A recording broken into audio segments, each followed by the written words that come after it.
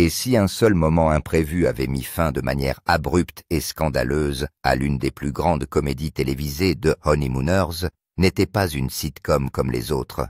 Elle a redéfini le genre avec son portrait brut et sans fioriture de la vie de la classe ouvrière. Mais derrière les rires se cache une nuit si troublante qu'elle a été enterrée dans le silence pendant des décennies. Tout a commencé avec une femme, quelqu'un que Jackie Gleason aurait dû épouser des années plus tôt. La scène elle-même n'était qu'un court sketch répété juste assez pour être diffusé à l'antenne.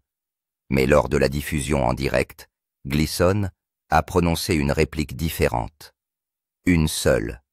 Et à cet instant, le public du studio s'est figé, la chaîne a paniqué, et l'histoire de la télévision a basculé à jamais. Ce qui s'est passé sur cette scène n'est pas seulement un spectacle qui a mal tourné, c'est une collision entre des listes noires politiques, des sponsors nerveux et une émission de télévision en direct qui s'est heurtée à une ligne invisible que personne n'osait franchir. S'agissait-il d'un accident ou Jackie Gleason, l'homme qui se cachait derrière Ralph Kramden, révélait-il plus de vérité que la télévision ne pouvait en supporter? Pour comprendre cette nuit-là, il faut comprendre Gleason lui-même. Son histoire n'a pas commencé sous la lumière des studios ou dans un manoir hollywoodien. Elle a commencé dans un appartement exigu de Brooklyn, où chaque gémissement du plancher portait le poids de la survie. Né en 1916 dans une famille irlando-américaine, Jackie a grandi dans un quartier aussi difficile que les trottoirs qu'il arpentait chaque jour. Alors qu'il n'a que 9 ans, son père abandonne la famille. Sa mère s'est débrouillée avec des emplois mal rémunérés tenant le ménage à force de volonté. Cet abandon précoce a marqué l'âme de Jackie, une blessure qui s'est transformée en frustration, en ambition et en une volonté inébranlable. Des dizaines d'années plus tard, toute cette douleur, tout ce feu, se sont déversés directement sur Ralph Kramden. Gleason n'est pas entré dans le show business grâce à son charme et à ses relations. Il s'est débrouillé. Salle de billard, petit boulot, petit concert, tout ce qui pouvait rapporter quelques dollars. Mais même dans ces espaces difficiles, il absorbait les voix, les gestes et les rythmes. Des voisins qui crient depuis leurs fenêtres, des familles qui se battent pour le loyer, des hommes qui rêvent d'un avenir plus grand que leur salaire, ne le leur permettra jamais. Il ne s'agissait pas seulement de souvenirs. Ils sont devenus la matière première de sa comédie. Lorsque Ralph Kramden criait à Alice à travers son appartement miteux, il ne s'agissait pas seulement d'un personnage. C'était Brooklyn lui-même, bruyant, imparfait, meurtri mais vivant, qui rayonnait dans des millions de salons. Jackie n'a pas vraiment percé dans une sitcom, mais sur la scène des variétés. Son timing naturel et sa présence plus grande que nature l'ont rendu magnétique. Au début des années 1950, il avait sa propre vitrine télévisée, Cavalcade of Stars, sur le Dumont Network, qui était en difficulté. En 1951, Ralph Kramden fait sa première apparition. Mais il n'était pas la version adoucie dont on se souvient aujourd'hui. Le premier Ralph était rude, impatient, et toujours en train de comploter. Pour les téléspectateurs habitués à des pères de famille en gilet et à la sagesse tranquille, Ralph Kramden a été un choc. Il était réel, brut, et parfois effroyablement familier. Et puis à un moment fatidique, ce réalisme a dépassé les bornes. C'était électrique. Alors que la plupart des émissions télévisées de l'époque romançaient la vie de banlieue, les sketchs des jeunes mariés de cavalcade parlaient d'une voix qui embrassait la dureté de la vie. Ralph était chauffeur de bus à New York et n'avait jamais eu de répit. Il ne possédait pas de maison en banlieue, n'avait pas de pelouse bien entretenue et n'avait pas une famille parfaite. Au lieu de cela, il comptait d'innombrables stratagèmes pour s'enrichir rapidement qui finissaient par s'effondrer dans un désastre comique. Et le public a adoré. Il s'identifie à Ralph dans ses petites victoires comme dans ses grands échecs. L'autre élément qui ajoute à la vraisemblance est la relation entre Ralph et Alice Kramden. Alice n'était pas l'épouse docile et souriante que l'on voit dans tous les autres spectacles. Elle a donné autant qu'elle a reçu. Elle a débattu avec Ralph, l'a repoussé dans ses retranchements et l'a réprimandé lorsque ses rêves devenaient un peu trop grandioses. Il ne s'agissait pas d'une sitcom fantaisiste. Il s'agissait d'une routine d'argumentation et de maquillage qui a très probablement ressemblé aux argumentations de cuisine à travers l'Amérique. Le casting d'Alice n'a pas été facile. Audrey Meadows a failli perdre complètement le rôle. Mais les dirigeants de CBS la trouvaient trop glamour et ne l'imaginaient pas capable d'agir comme une femme au foyer de la classe ouvrière ou de la classe moyenne. Meadows, cependant, s'est donné pour ambition de leur prouver qu'ils avaient tort de porter des vêtements frais non maquillés, sans étoffe, les cheveux tirés vers l'arrière. Elle prendrait l'apparence exacte d'Alice pour défendre le cas présent, et Gleason l'a immédiatement considérée comme parfaite pour le rôle. Alice n'a pas toujours été jouée par Meadows, comme beaucoup le savent sans doute. Hearst Kelton, à l'origine, a été la première femme à se mettre en scène, mais elle a tendance à adopter un style plus vif et plus combatif.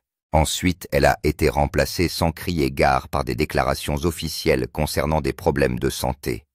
La raison réelle était plus obscure et beaucoup plus politique. À l'époque de la peur bleue, les allégations concernant les liens communistes de son mari faisaient d'elle un risque que la chaîne ne voulait pas prendre. Elle est donc partie sans fanfare, sans annonce publique. L'ascension de Gleason n'était pas qu'une question de rire. Les forces politiques allaient bientôt modifier les Honeymooners d'une manière qu'aucun scénario n'aurait pu prévoir. Le bouleversement du casting que personne n'a vu venir. Lorsque les Honeymooners ont commencé à faire parler d'eux, c'est en grande partie grâce à l'alchimie entre Ralph et Alice Cramden. Dans les premiers sketchs de Cavalcade of Stars, cette alchimie était définie par Hearst Kelton, l'Alice originale. Kelton n'était pas seulement l'homme de confiance du Ralph exubérant de Gleason. Elle avait la langue bien pendue, l'esprit vif, et une façon de regarder Ralph de haut en bas qui pouvait le réduire à néant sans un seul mot. Elle apportait au rôle une crudité qui correspondait à la rugosité des premiers épisodes. Pour le public, la disparition soudaine de Kelton a été un choc. La déclaration officielle invoquait des raisons de santé, une explication polie et vague qui était presque habituelle dans les années 1950, lorsque les chaînes voulaient éviter les scandales. Mais ceux qui travaillaient sur l'émission connaissaient la véritable histoire. La peur rouge, la chasse nationale aux sympathisants communistes présumés, est à son apogée. Le secteur du divertissement a été l'un des plus durement touchés par la liste noire. Les studios, les réseaux et les annonceurs ne se contentaient pas d'éviter d'embaucher des personnes soupçonnées de communisme. Ils ont pris leur distance avec toute personne ayant un lien même ténu avec l'accusé. Ils faisaient l'objet d'une enquête sur d'éventuels liens avec des éléments communistes.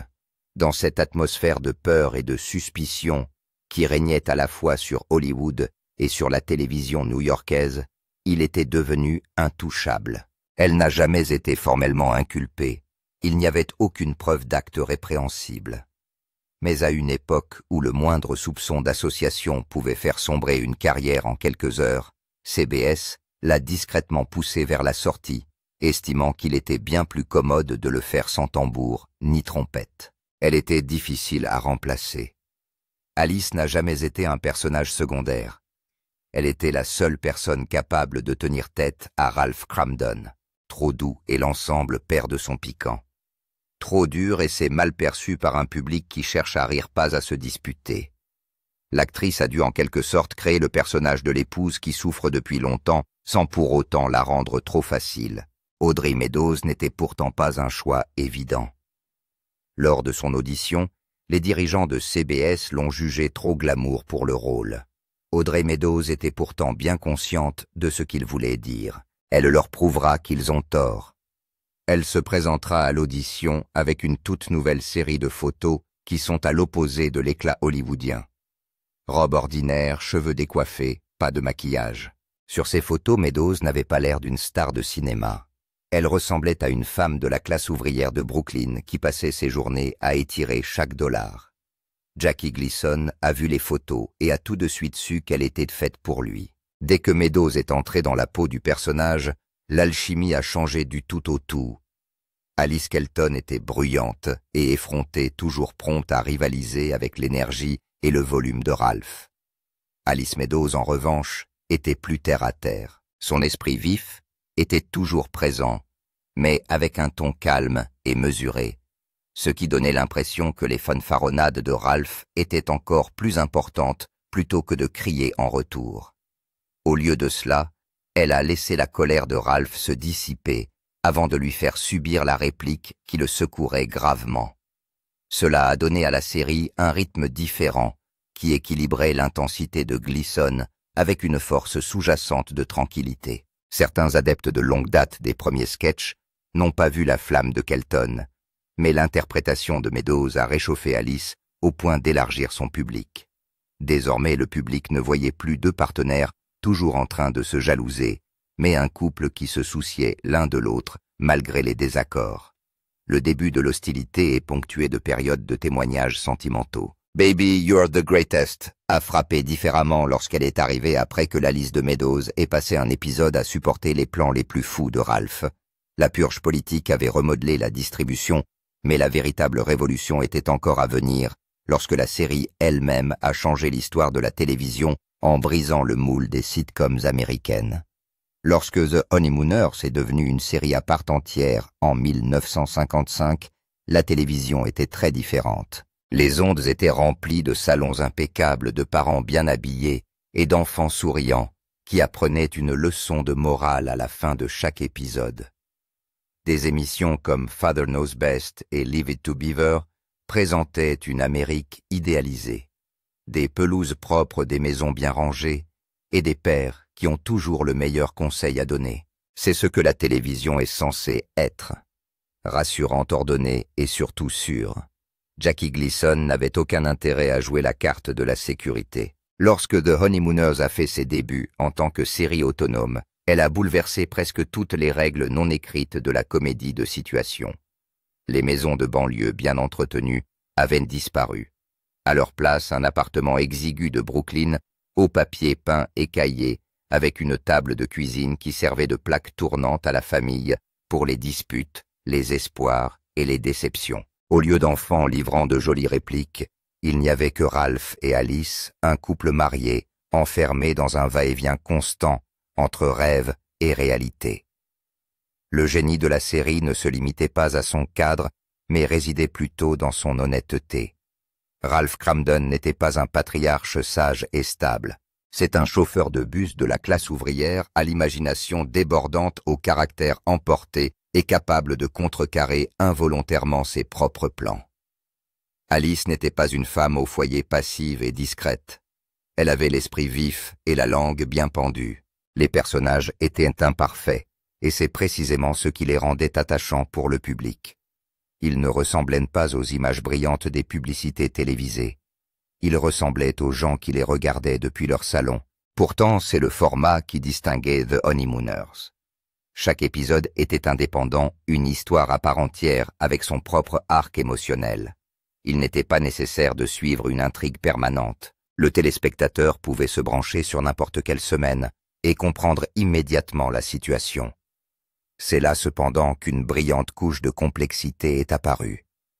Les exclamations de Ralph, « To the moon, Alice » et « Baby, you're pure the greatest » sont devenues des expressions culturelles instantanées qui ont trouvé leur place sur les lieux de travail, dans les salles à manger et même dans certains discours politiques. Le rythme unique de la série est dû à l'histoire scénique de Gleason. Il a traité chaque épisode comme une pièce en un acte en direct et sans répétition. Les dialogues serrés, le rythme rapide et l'immédiateté des enjeux, même les plus petites querelles domestiques, semblaient réels. Il n'y avait pas de piste de rire pour adoucir les répliques. Le public du studio a ri tout simplement parce que la comédie était vraiment acerbe et que la tension était réelle. Ce genre d'authenticité était dangereux dans les années 1950, mais il fonctionnait. En s'écartant de l'idéalisme télévisuel, The Honeymooners a inauguré une nouvelle forme de narration. Il n'y aurait peut-être pas eu d'émissions comme All in the Family, Roseanne ou Les Simpsons sans cette œuvre fondatrice. Ralph Kramden a fourni les ébauches des coups de gueule d'Archie Bunker, des batailles de cuisine des Conners et des exploits imparfaits mais adorables d'Homer Simpson. Cela a ouvert la porte à une volonté de rendre un personnage à la fois antipathique et très humain. Il y avait aussi des parallèles gênants pour le public. Ralph et Alice se sont engueulés bruyamment et ont souvent démontré que sous les sarcasmes et les cris, il y avait de la chaleur. Baby You're the Greatest était plus qu'une simple chute. Elle rappelait à tous que l'amour était capable de survivre aux combats les plus stupides. Ce genre d'honnêteté a donné des ailes à la série. L'inverse de la vérité, c'est qu'il est risqué de briser le moule. Si le public était confronté à une situation réelle qu'il soupçonnait, il pouvait soudainement commencer à se retourner. Alors que le format gagnait des fans, un moment en direct allait bientôt transformer ce réalisme en une controverse nationale. La nuit où le public s'est tu. Cela s'est produit une nuit à laquelle personne ne s'attendait, une nuit qui n'aurait dû être qu'un épisode parmi d'autres d'une série fiable de télévision en direct. Nous sommes en octobre 1956 et l'épisode s'intitule « The Deciding Vote », le vote décisif. En apparence, il s'agissait d'un pur territoire des Honeymooners. Ralph Kramden, convaincu que son seul vote peut faire basculer une élection locale, se retrouve empêtré dans les malentendus, la suffisance et l'inévitable humiliation. Le scénario était astucieux, la prémisse racontable, et le public était prêt à rire. Pendant la majeure partie de l'épisode, les choses se sont déroulées comme prévu. Gleason était dans son élément plus grand que nature, rapide dans ses improvisations et se nourrissant de l'énergie de la salle. Mais il y a eu un moment qui a tout changé. Au cours d'un échange houleux entre Ralph et Alice Gleason, a prononcé sa célèbre réplique « Bang zoom straight to the moon ». C'était une phrase que le public avait déjà entendue un nombre incalculable de fois, une menace comique qui était devenue une blague courante. Mais cette fois-ci, cela ne ressemblait pas à une blague. Rien n'est différent de l'interprétation. Le ton de Gleason plus vif, plus froid. Son langage corporel s'est rapproché. L'espace avec Audrey Meadows semble rétréci. Sa voix est tombée dans un registre dépourvu de son habituelle exagération comique. La chute est tombée avec un bruit sourd, pas de rire, pas d'applaudissements, le silence. Le silence pesait lourdement dans l'air du studio, et les membres de l'équipe en coulisses ont déclaré plus tard qu'ils s'étaient figés au milieu des tâches. Pour la première fois, Ralph Kramden n'a pas l'air d'un aimable vantard, mais d'un dangereux personnage. Ce n'est pas très différent de lire de la même manière dans une sitcom tournée en plusieurs prises avec des rires enregistrés. Mais tout cela se passait en direct à la télévision. Chaque mouvement, chaque pause, chaque accentuation imprévue était retransmis en temps réel à des millions de téléspectateurs. Ayant grandi dans un contexte où la violence domestique à la télévision était pratiquement taboue et sans aucun soupçon de réalisme dans ce domaine, ce moment m'a semblé d'une crudité troublante. Les critiques qui avaient auparavant loué le contenu de la série pour son honnêteté ont maintenant qualifié cette scène de trop réelle. En conséquence, des lettres ont commencé à parvenir à CBS, non pas pour les féliciter, mais pour les inquiéter. En coulisses, l'agitation régnait déjà au sein de la chaîne. L'audience, bien que bonne, est en baisse. Les sponsors se plaignaient du ton rauque de l'émission, et les émissions en direct devenaient de plus en plus risquées, à mesure que l'imprévisible Gleason devenait plus difficile à contrôler. La ligne de la lune a toujours été incendiaire, se situant à la limite de l'amusement ou de la menace. Mais cette fois-ci, elle a décidément basculé. Le public n'a pas franchement retenu ses rires, mais quelque part le doute s'est installé dans les esprits. Audrey Meadows aurait déjà exprimé à plusieurs reprises son malaise face à la colère de Ralph. Elle n'avait pas peur de Gleason. Elle a plutôt compris qu'il était facile de faire déraper un moment pour un public qui s'attendait à un amusement inoffensif. Ce soir-là, elle avait raison. La réplique est passée de l'humour à l'inquiétude en une fraction de seconde. En télévision, la perception est primordiale. Il ne s'est rien passé du côté du pivot à l'extérieur aux yeux du public, mais à l'intérieur, les retombées ont été assez rapides.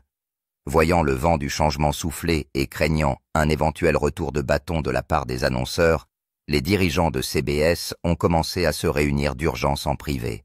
Un sponsor particulièrement important a menacé de retirer son soutien à l'émission si les moments les plus osés n'étaient pas atténués. Il n'en fallait pas plus pour que la décision soit claire. Pas de communiqué de presse, pas de scandale, juste une fin chuchotée pour les 39 épisodes originaux de The Honeymooners. En coulisses, la tension monte. Et bientôt la fin de l'émission est arrivée plus vite que prévu. La fin abrupte et les retombées privées. La fin est arrivée sans prévenir. Pas d'épisode d'adieu, pas d'annonce pour préparer les millions de téléspectateurs fidèles qui nous regardent chaque semaine. Une semaine, The Honeymooners était là. La semaine suivante, il avait disparu. Pour le public, c'était un mystère. Pour Jackie Gleason et ceux qui se trouvaient à l'intérieur du studio, c'était une décision née de la pression des nerfs et de l'impitoyable économie de la télévision dans les années 1950. Pour Gleason, l'annulation est plus qu'un revers professionnel. Ralph Kramden n'était pas un personnage parmi d'autres dans sa carrière. Il était un morceau de lui-même tiré des rues de Brooklyn, façonné par des années de lutte et ramené à la vie grâce au rythme du spectacle vivant. Perdre l'émission, c'était perdre la seule plateforme qui lui permettait d'habiter pleinement cette création. Ses amis ont dit plus tard qu'il l'avait pris personnellement comme si quelqu'un lui avait dit que l'œuvre de sa vie n'était pas assez bonne. Officiellement, CBS n'a rien dit. Aucune mention publique n'a été faite des réunions tendues, de la salle de conférence, des plaintes des annonceurs ou de l'effet glaçant de ce moment trop réel du vote décisif. Pourtant, avant même ce soir-là, les choses étaient déjà écrites sur le mur. Les taux d'audience, tout en restant respectables, avaient légèrement baissé. Les annonceurs se méfient de tout ce qui peut prêter à controverse. Et Gleason lui-même s'épuise à produire chaque semaine une comédie d'une demi-heure en direct. Pas de reprise, pas de filet de sécurité, pas de temps de repos. C'était l'essence même d'une émission de télévision en direct. Gleason a mis les acteurs à l'épreuve, à raison d'au moins 2 ou 3 répétitions par semaine, et n'a cessé de les pousser vers la perfection. Mais c'était une corvée et une tonne de travail. Tous les vendredis soirs, c'était en direct. Et chaque vendredi soir, 60 millions de téléspectateurs pouvaient soit être témoins du talent et de la brillance des acteurs, soit voir les stars s'excuser pour leurs échecs. Si Gleason appréciait l'adrénaline de la télévision en direct, il n'était pas épargné pour autant. Il était célèbre pour ses sorties nocturnes, sa consommation excessive d'alcool et son mode de vie qui n'était pas exactement le meilleur pour soutenir son corps dans un programme aussi éreintant. Jusqu'à présent, Gleason n'était pas prêt à laisser Ralph et Alice en pâture. Dans un geste très inhabituel pour l'époque, il rachète secrètement les droits de Honeymooners à CBS, une décision intelligente qui lui permet de contrôler totalement les personnages et leur destin. Au cours des 20 années suivantes, il a consciencieusement ressuscité Ralph, Alice et Ed Norton dans des sketchs diffusés dans ses émissions de variété. Et bien que l'alchimie soit toujours là et que les rires affluent, quelque chose a changé dans la magie. L'urgence, passionnée des 39 épisodes originaux, n'a jamais pu être retrouvée. Pour Audrey Meadows, la fin de The Honeymooners a représenté un tournant. Elle n'a pas repris de sitcom. Elle se consacre désormais aux affaires et devient l'une des premières femmes à siéger au conseil d'administration d'une grande institution financière, la Consolidated Savings and Loan. La vivacité d'esprit et l'intelligence de Meadows ont immortalisé Alice, mais plus important encore, sa détermination lui a permis d'être tout aussi formidable en dehors de l'écran. Art Carney, le maladroit mais adorable Ed Norton, s'est bien débrouillé dans les années qui ont suivi le spectacle. Il s'est ensuite tourné vers le cinéma, s'attirant des éloges et remportant même un Oscar en 1974 pour son rôle dans Harry et Tonto. Bien qu'il soit resté en contact avec Gleason, leurs chemins professionnels se sont rarement croisés de manière substantielle. Carney sera toujours identifié à Norton, mais il réussit à ne pas se laisser piéger par le rôle. Mais Gleason n'est pas au bout de ses peines. Il paria sur un second acte pour les Honeymooners dans un cadre complètement nouveau. Le retour de Miami qui a raté la cible. Pour Jackie Gleason, la fin des Honeymooners n'a jamais été définitive. Ralph Kramden vivait encore dans ses eaux, et l'alchimie entre Ralph Alice et Ed Norton était trop forte pour être abandonnée à jamais. Au milieu des années 1960, Gleason voit l'occasion de les faire revenir, mais cette fois-ci selon ses propres termes. La reprise ne sera pas une copie conforme des 39 épisodes originaux. Elle ferait partie du Jackie Gleason Show, un programme de variété filmé non pas à New York, mais sous le soleil de Miami, en Floride. Le déménagement à Miami n'était pas seulement un changement de décor. Il s'agissait d'une décision calculée, motivée à la fois par la liberté de création et par des incitations financières. La Floride offrait des avantages fiscaux aux productions et CBS a adouci l'affaire en donnant à Gleason le contrôle total de la création. Fini les batailles de ton avec les dirigeants. Plus d'ultimatums de la part des sponsors. En théorie, Gleason avait tout ce qu'il fallait pour recréer la magie des Honeymooners sans interférence. Mais la version de Miami était différente. Tout d'abord, le format a changé radicalement. Les épisodes originaux des Honeymooners étaient des épisodes serrés d'une demi-heure, des histoires compactes, avec un rythme rapide, sans remplissage, et l'énergie brute d'une performance en direct. À Miami, Gleason a étendu le format à des épisodes d'1 heure, parfois même plus longs. Le rythme s'est ralenti. Les scènes s'attardent. Ce qui était auparavant une comédie domestique rapide et à fort enjeu semble désormais plus décontracté. Des changements visuels sont également intervenus. L'appartement monochrome de Brooklyn a été remplacé par des décors plus propres et plus lumineux. Le charme de voir Ralph et Alice naviguer dans un petit espace usé a disparu. Tout avait l'air plus soigné, les murs, les costumes et même l'éclairage. C'est comme si la réalité de la classe ouvrière qui avait rendu la série attachante avait été échangée contre un lustre plus conventionnel, adapté à la télévision. La distribution originale a été reconstituée. Gleason jouait Ralph Meadows, jouait Alice et Art Carney jouait Norton, mais l'alchimie avait changé. Les années ont passé et dans les années 1960, Gleason est plus âgé, plus lourd et a les pieds beaucoup plus lents. Les éclats explosifs qui avaient fait la fureur de Ralph étaient devenus plutôt rares. Il semble avoir opté pour un discours plus calme et mesuré. Norton était le même gaffeur adorable pour Carney, mais son badinage avec Gleason avait perdu de sa vivacité. Pourtant, la force d'ancrage de Meadows n'a pas réussi à rallumer l'étincelle. Dans certains épisodes de Miami, il y a eu des moments d'éclat, un échange au bon moment, un clin d'œil astucieux aux jours de gloire passés. Mais le plus souvent, l'hilarité n'est pas au rendez-vous. L'allongement de la durée de la série a semblé diluer l'impact des punchlines. Les mises en place rapides sont devenues de plus en plus floues, avec des dialogues prolongés qui ne fonctionnaient tout simplement plus. Une partie du problème était de regarder la télévision en direct, perdant ainsi ce soupçon d'excitation, au moins pour cette région.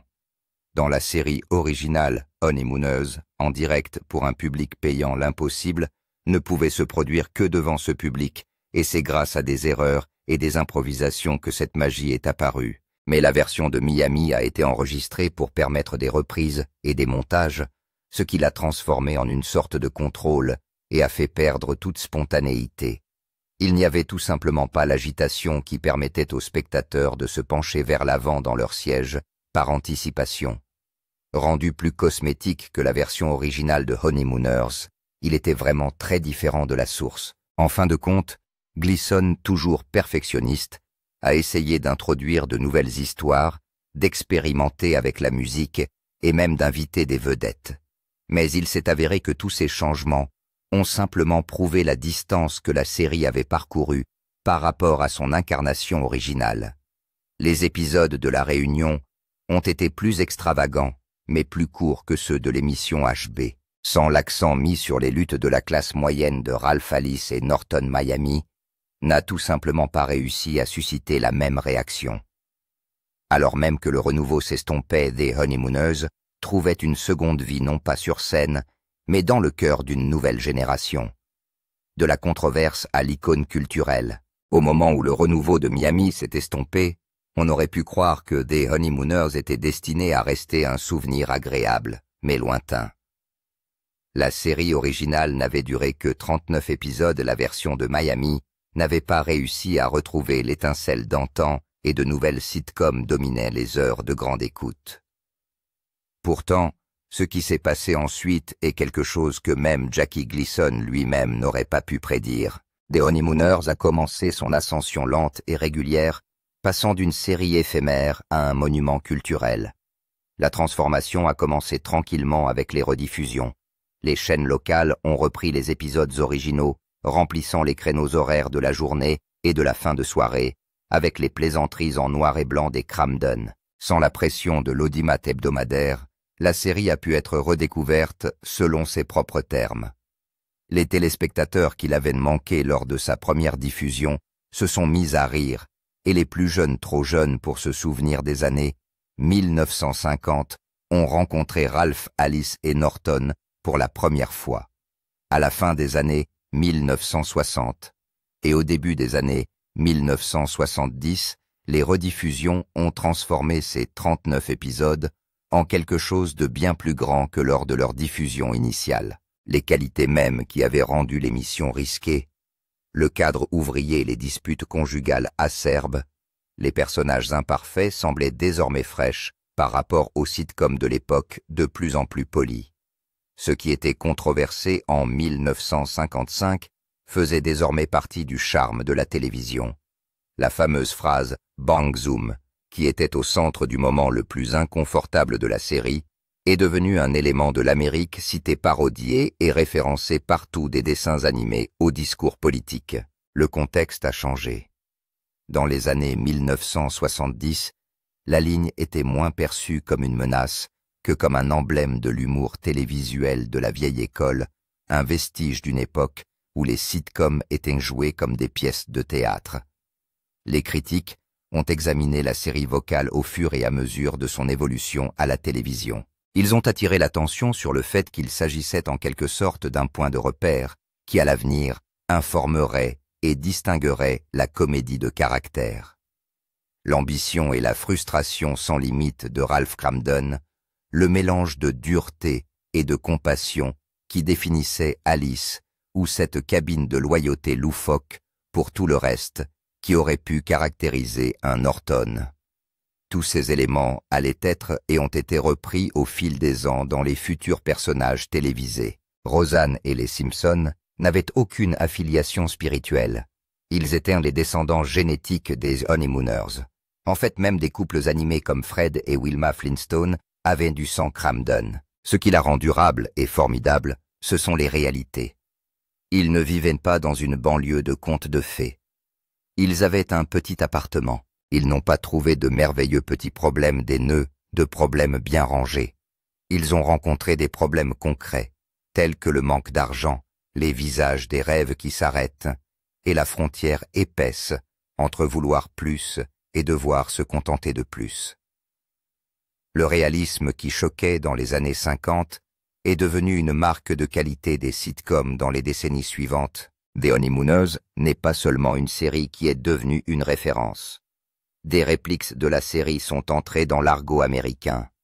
Les épisodes ont été étudiés par les aspirants comédiens et acteurs, tout en leur inculquant la synchronisation, l'élocution et le travail sur les personnages. La production simple et bon marché d'un couple de personnages et d'un décor principal a prouvé qu'une grande émission de télévision n'avait pas nécessairement besoin d'une intrigue élaborée ou de lieux de tournage coûteux pour maintenir sa qualité. Ce dont elle a besoin, c'est d'une écriture honnête, d'un jeu d'acteurs sincère et d'une vérité émotionnelle. En 1985, à l'occasion du 30 et anniversaire de la série des rétrospectives spéciales des interviews avec les acteurs survivants et des célébrations se sont poursuivies. À cette époque, The Honeymooners s'était imposé comme l'une des sitcoms les plus importantes de l'histoire de la télévision. La controverse qui menaçait de la faire sombrer dans les profondeurs n'était plus qu'une note de bas de page insignifiante. Un chapitre étrange dans l'histoire d'une série dont l'influence s'est accrue au fil des ans. La scène tristement célèbre qui a entraîné l'arrêt de la diffusion de la série The Honeymooners n'était pas seulement une erreur. Elle a marqué un tournant pour la télévision américaine. Si vous avez aimé découvrir la vérité sur cette émission emblématique, aimez partager et abonnez-vous et cliquez sur la vidéo suivante pour découvrir d'autres histoires qu'Hollywood a essayé de garder dans le coffre-fort.